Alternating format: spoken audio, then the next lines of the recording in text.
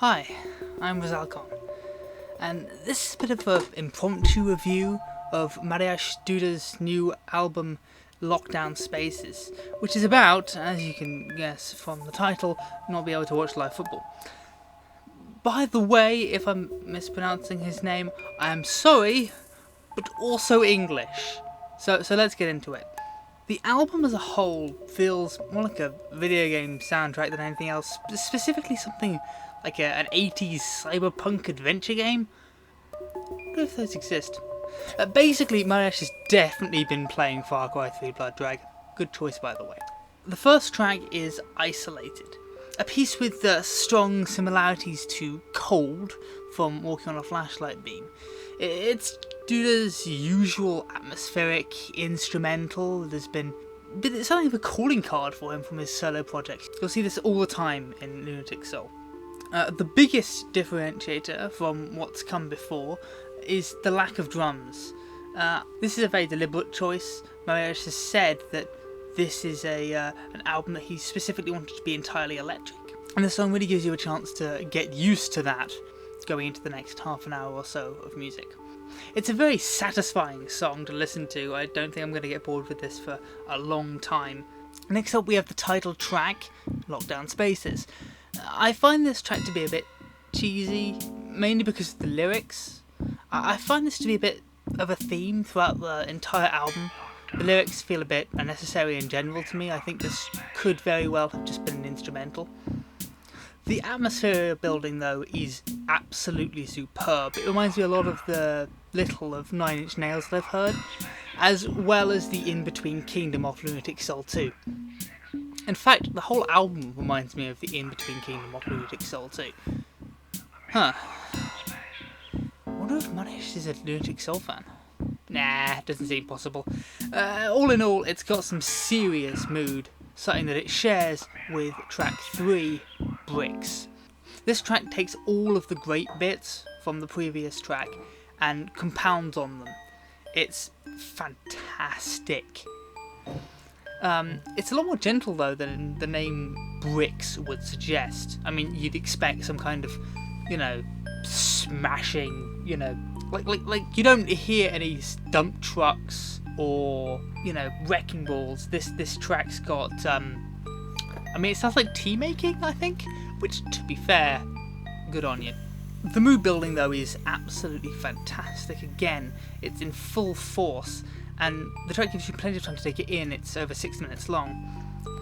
It is a feat of ABBA proportions as well to make a song about nothing happening interesting. I think this song is in contest with Isolated for the best song on the album. From this point, I find it quite hard to come up with things to talk about for the shorter tracks, so I'm going to skip those 3 and focus on the longer ones. So that means that we move on to Thought Invaders, a piece that, while not as insidious sounding as the title track, still has a sense of deep uncertainty and worry.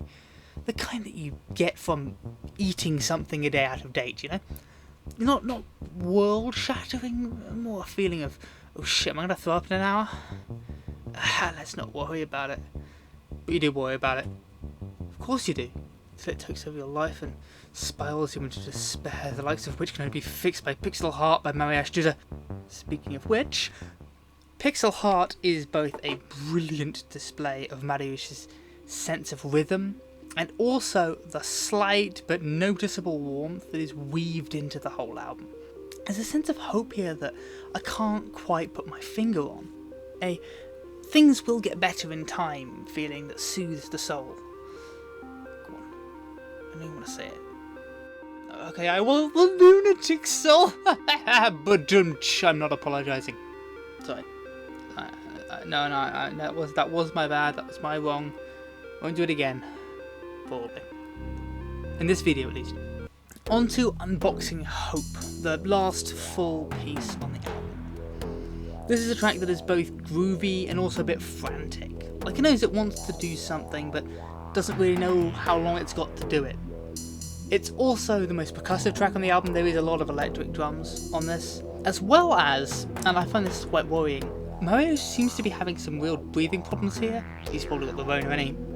Get well soon, man. Our thoughts are with you. Overall, the album is, like so much of the art that's been made over the last few months, an experiment. And my only real complaint is that the vocals weren't really needed.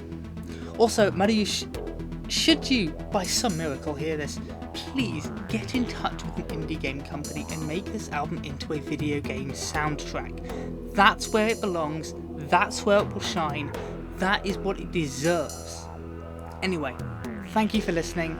I'm absolutely going to make a review of the next Lunatic Soul album, so if you are interested in my opinion, for some reason, there is this little known and highly useful feature on YouTube that allows you to keep up to date on what other channels are doing.